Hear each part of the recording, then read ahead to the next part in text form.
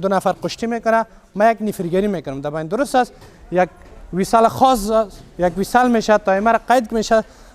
کشتی 6 دقیقه است، 2 راوند است، 3 دقیقه. در بین 30 ثانیه یک استراحت است. شما 2 نفر دست میدین، آماده باشین. کشتی.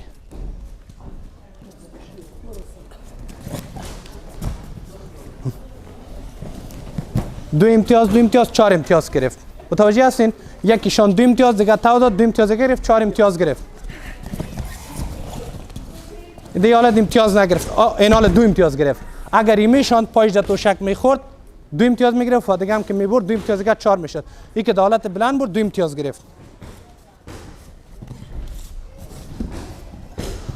نام خدای نه 2 4 گرفت اینجا. اگر هر بار این 3 4 بار میبره 10 0 میکنه، حریف میبره. یعنی 2 امتیاز این حالت است. 2 امتیاز هم دیگه 4. این نمرات تغییر و تبدیل میشه. خب وقتی که دیدید و سرکم مسابقات دید، مسابقه را کنترل کرد، نمراتش هر کدام حساب میشه. یک نفری و بغل میشینه، یک سرکمی طرف است، یک نفری در وسط است. امتیازات جمع میشه. اگر تفاوت امتیاز 10 بر 0 بود، نفر جانب مقابلش برنده است. یا مثلا یک نفرش 10 نمره گرفت، یک نفرش 4 نمره. این نیست 10 0 نمیشه، چون باید 4 دیگه هم بگیره که 10 0 مقابل شود. مثلا 15 5 شود یا 20 10 شود به این شکل، یا 10 0 شود یا 12 2 شود. در این حالت باید 10 0 کنه.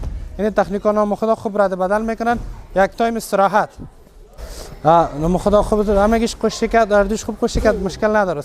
اردوش خوب کشتی کرد. نام خدا.